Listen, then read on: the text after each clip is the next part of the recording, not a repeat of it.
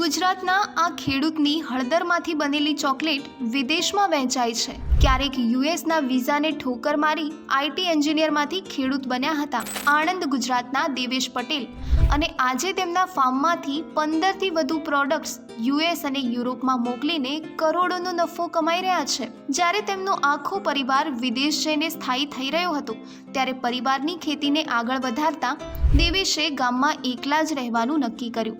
તે સમયે તેમને ખેતી માત્ર લાગણી સાથે કરી. તેમની પાસે વિજ્ઞાન ન હતું, તેથી તેમને પડકારો સહન કરવા પડ્યા હતા. દેવેશ ઓર્ગેનિક દાળ અને મસાલા ઉગાડી તો રહ્યા હતા, પરંતુ તેને વેચવા માટે તેઓ રિટેલ અને હોલસેલ માર્કેટ પર નિર્ભર હતા.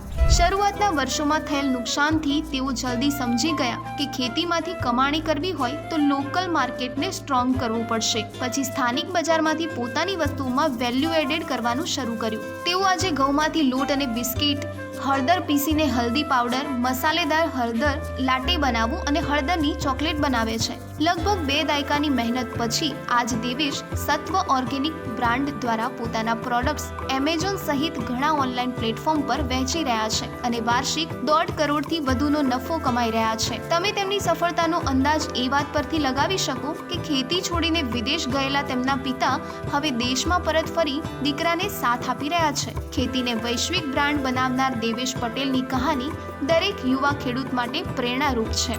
દેવેશ અને તેના પ્રોડક્ટ્સ વિશે વધુ જાણવા માટે તમે સોશિયલ મીડિયા પર તેમનો સંપર્ક કરી શકો છો.